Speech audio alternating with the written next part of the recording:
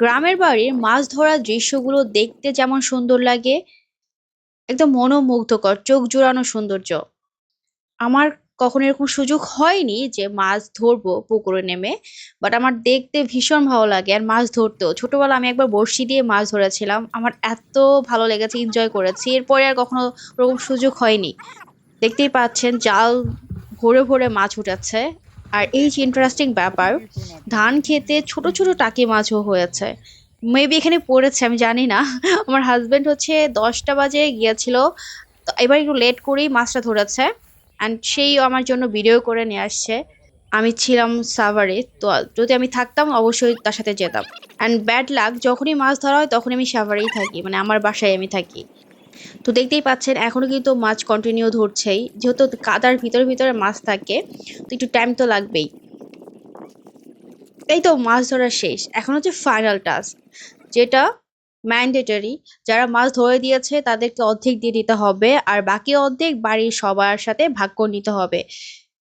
But তারপর amount কিন্তু কম না, অনেকগুলো করে এক একজন ফ্যামিলি মাছ পেয়ে থাকে। মানে অনেক অনেক মাছ ওঠে, এবার কম উঠেছে, অনেকবার দেখা যায় আরো বেশি ওঠে।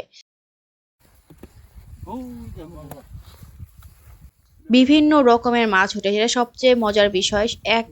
একসাথে অনেক রকমের মাছ পাওয়া যায়। বেশিরভাগ সবসময় পাওয়া যায় ইয়া মাছ, শোল মাছ, টাকি মাছ, ট্যাংরা মাছ, এবার শিং মাছও পাওয়া গিয়েছে। অ্যান্ড ফলি মাছ এবার পাওয়া গিয়েছে, এর আগের বার আমি ফলি মাছ দেখি নাই।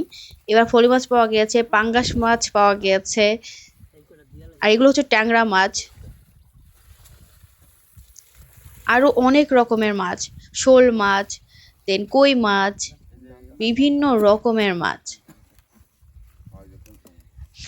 তো এগুলো হচ্ছে এখন ভাগ ভাগ করা হচ্ছে, সব রকম মাছগুলো আলাদা আলাদা করে রাখা হচ্ছে। একসাথে এতগুলো মাছ দেখলে মনোমুগ্ধকর হবে না বা কেন বলেন? মাছ দেখতে তো সবাই ভালো লাগে, আর যদি তাজা মাছ হয় তাহলে তো আরো ভালো।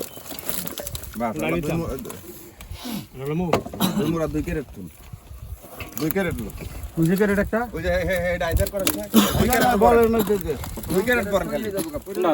ক্যারেট